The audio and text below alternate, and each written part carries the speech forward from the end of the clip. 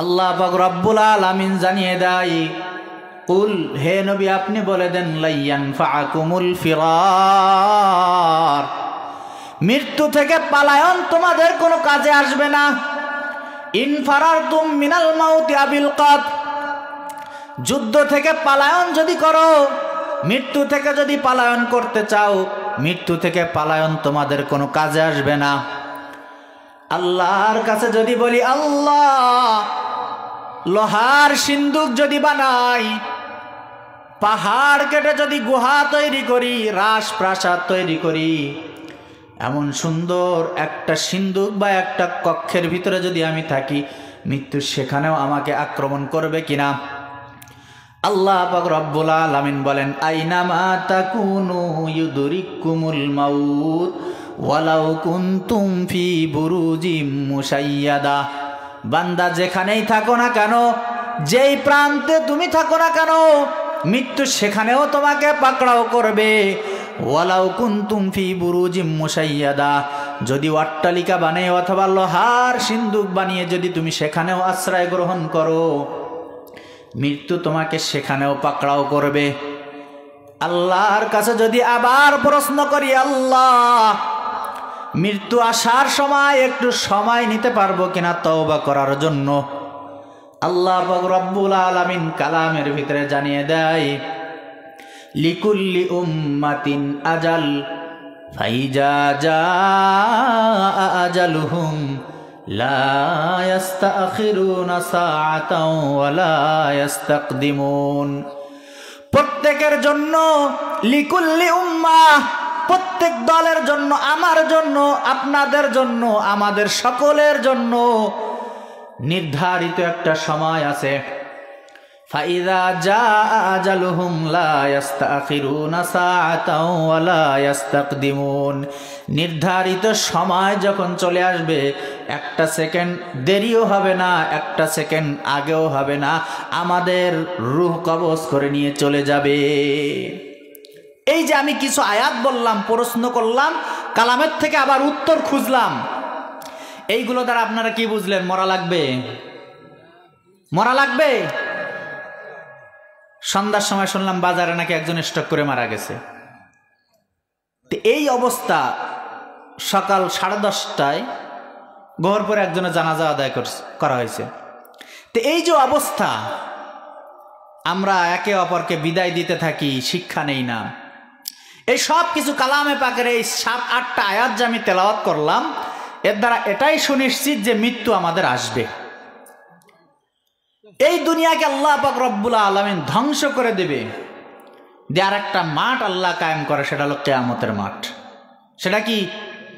কিয়ামতের মাঠ। দেখেন, আল্লাহকে নিয়ে মানুষ অনেক মতনৈক্য করে। যারা নাস্তিক তারা আল্লাহ বিশ্বাস করে না। যারা নাস্তিক আল্লাহ বিশ্বাস করে না। আর মৃত্যু এমন একটা বিষয়, নাস্তিক হোক, মুরতাদ হোক, কাফের হোক, বেদিন হোক, বেঈমান হোক, মুসলমান হোক, সকলেই এক বাক্যে বিশ্বাস করে যে মৃত্যু আসবেই, মৃত্যু হবে। তো হাদিসের ভাষায় মৃত্যুকে কিয়ামত নাম বলা হয়েছে।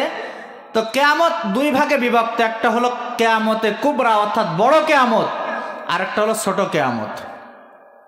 অর্থাৎ যার মৃত্যু হয়ে গেছে তার কিয়ামত শুরু হয়ে গেছে, কারণ তার আমল নামা যদি ভালো থাকে তাহলে সে আরামদায়ক একটা জান্নাতের বাতাস যুক্ত একটা অবস্থা, পরিবেশ পাবে কবরের ভিতরে। আর যদি আমল নামা খারাপ হয় তখন কি হবে?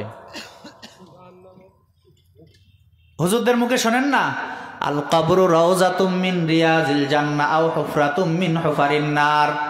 কবর হয়তো জান্নাতের একটা বাগান অথবা কি জাহান্নামের একটা গর্ত। তো যে মারা গেছে তার কিয়ামত অটোমেটিক শুরু হয়ে গেছে। তো বড় কিয়ামত আর ছোট কিয়ামত উভয়টাকে আল্লাহ পাক রব্বুল আলামিন গোপন রাখছে। যুগে যুগে নবীদেরকে পাঠিয়েছে পরকাল সম্পর্কে, কিয়ামতের দিবস সম্পর্কে সতর্ক করার জন্য, যে দেখো হে দুনিয়ার মানুষ, তুমি যে দুনিয়ায় বসবাস করতেছো, তোমার রাত দিন 24 ঘন্টার ভিতরে 12 ঘন্টা 14 ঘন্টা তুমি যেই দুনিয়ার পিছে ব্যয় করতেছো, এই দুনিয়া কিন্তু চিরস্থায়ী না। সুতরাং যেখানে তুমি চিরস্থায়ী থাকবে সেই দিনের জন্য তুমি পুঁজি গোছাও। দেখেন, একটা আমি এক্সাম্পল দিলে আপনারা ভালো বুঝবেন। অনেক সময় নদী আছে না, নদীর কিনারায় যাদের বাসা, নদীর কিনারায় অনেক সময় ইবাদত খানাও বানায়, মসজিদও বানায়। তো একটা নদীর কিনারে একটা মসজিদ, এখন নদীর ভাঙনে মসজিদের তলার মাটি সব সরে চলে গেছে, মসজিদটা আসে খুবই ঝুঁকিপূর্ণ অবস্থা। স্থানীয়রা জানে, তারা আর মসজিদে ঢোকে না নামাজের জন্য। তারা নামাজের জন্য অন্যত্র একটা কি করছে, জায়গা তৈরি করছে। কারণ যে কোনো মুহূর্তে এই মসজিদ কি ভাঙনে চলে যাইতে পারে নদীর স্রোতে। হঠাৎ করে একজন আগন্তুক আসলো, আসার পরে মসজিদে নামাজে দাঁড়াইছে, নিয়ত বানছে, দেওয়ালের গায়ে লেখা দেখে সাবধান, মসজিদের তলায় কিন্তু মাটি নাই। সাবধান, মসজিদের তলায় কি নেই, মাটি নেই। বলেন তো এই মানুষটা নিয়ত নামাজ 4 রাকাত পরিপূর্ণ করবে নাকি দৌড় দেবে? সে দেখবে যে তলায় মাটি নেই, মসজিদ যে কোনো অবস্থা পুড়ে যেতে পারে, তাহলে সে কি করবে? মসজিদ থেকে যদি আগের থেকে জানানো হয় সে ঢুকবে? ঢুকবে না। যে নামাজের অন্যত্র ব্যবস্থা আছে, এর তলায় মাটি নেই, যখন তখন পড়ে যেতে পারে, তো নামাজ শুরু করলেও ছেড়ে দিয়ে দৌড় দেবে অনেক সময়, কারণ তলায় মাটি নেই, কখন নদীর তুফানে এসে চলে যাবে বলা যায় না। ঠিক তেমনি ভাবে দুনিয়ার মানুষেরা, তোমরা যে দুনিয়ায় বিচরণ করতেছো, এই দুনিয়ারও কিন্তু তলা নাই। দুনিয়ার কি নাই? তলা নাই। সুতরাং তুমি যে জীবন যাপন করতেছো একটু ভেবে চিন্তে করো। এ চমন সাহারা भी होगा, ए खबर बुलबुल को दो, ताकि अपने जिंदगी को सोच कर कुर्बा करे। ए चमन यही रहेगा और हजारों बुलबुली अपना अपना बुलिया सा बोल कर उड़ जाएगी। আল্লাহ পাক রব্বুল আলামিন যুগে যুগে নবীদেরকে পাঠিয়েছেন। নবীদের কাজ ছিল মানুষদেরকে আল্লাহর দিকে আহ্বান করা, দুনিয়া বিমুখ তৈরি করা। হে দুনিয়ার মানুষ, যেই দুনিয়ায় তোমরা চলাফেরা করতেছো, এই দুনিয়ার কিন্তু তলা নাই। এই দুনিয়াকে আমি একদিন চুরমার করে দিয়ে আমি কিয়ামতের মাঠ কায়েম করব। কিয়ামতের মাঠ কবে কায়েম হবে?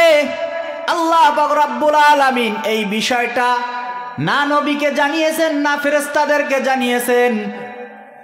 আল্লাহ পাক রব্বুল আলামিনের বার্তাবাহক হযরত জিবরাইল পর্যন্ত জানে না কিয়ামত কবে হবে, কিয়ামত কেন হবে।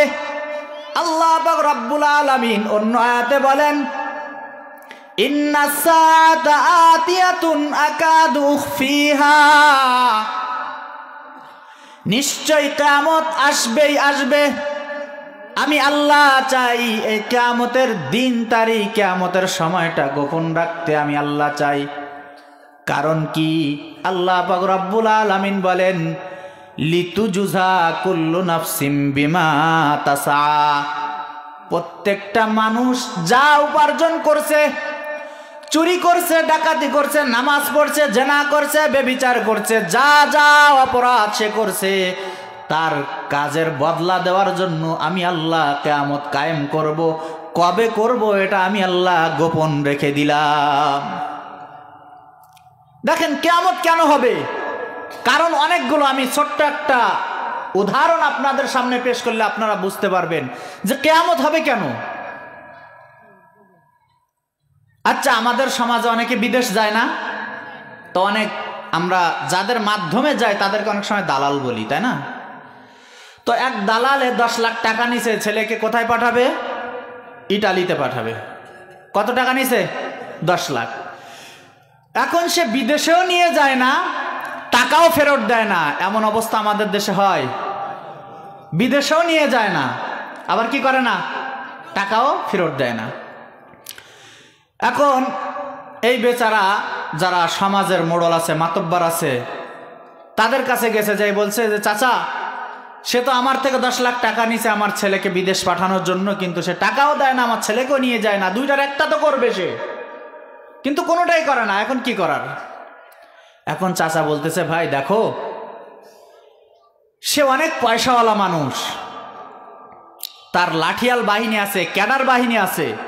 এখন যদি তার বিরুদ্ধে আমরা যাই তাহলে তার ক্যাডার বাহিনী দিয়ে আমাদেরকে সাফ করে দেবে, আমাদের অবস্থা 12টা বাজিয়ে দেবে।